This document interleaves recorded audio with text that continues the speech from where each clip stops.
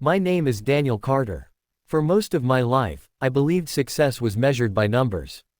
Numbers in my bank account. Numbers on my business cards. Numbers that told the world I mattered. By the time I was 42, I had everything people dream of. A high-rise apartment in downtown Chicago. A luxury car parked in a private garage. A calendar filled with meetings, dinners, and deals. From the outside, my life looked perfect. But every night, when the city lights reflected off my glass walls and the noise faded into silence, I felt something heavy pressing on my chest. Emptiness. I had money. I had status. But I had no peace.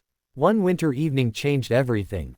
It was one of those Chicago nights where the cold doesn't just bite, it attacks.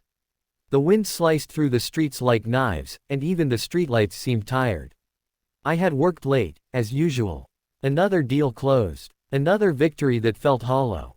Instead of driving home, I stopped at a small coffee shop near the subway station. It wasn't fancy. Just a warm place with flickering lights and the smell of burnt espresso. As I stepped out of my car, I noticed him. He was sitting on the sidewalk near the entrance. A man in his late 50s, maybe older. His coat was thin, worn at the elbows. His hands were red from the cold. A cardboard sign rested against his knee.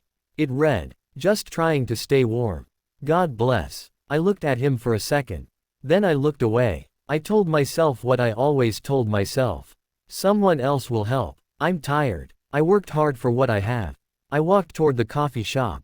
But just as I reached the door, I heard his voice. "Sir, I'm sorry to bother you."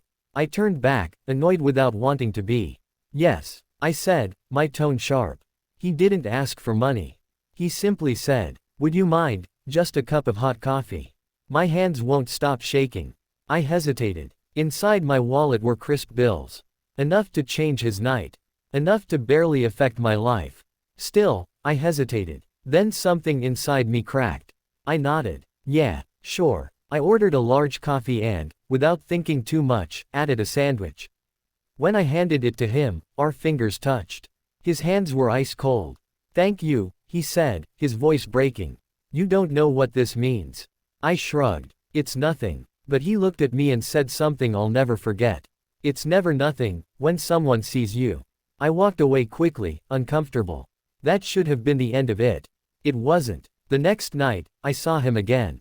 Same spot. Same coat. Same tired eyes. This time, I sat beside him. His name was Robert. He had worked for 30 years as a mechanic. Lost his job after an injury. Medical bills drained his savings. One bad year turned into homelessness. "I didn't lose my skills," he said softly. "I lost my footing." We talked for 15 minutes. 15 minutes I would have once considered wasted.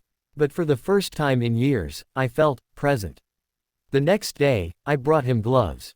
The day after, a thicker coat. Not out of guilt, out of connection. Weeks passed. Our conversations grew longer. He told me about his daughter, who stopped calling when life got hard. About the shame that kept him silent. About the nights he prayed just to wake up. One evening, he looked at me and asked, "Why do you keep coming back?" I didn't have an answer. So I told the truth. "Because when I help you, I don't feel empty." That was when I realized something painful.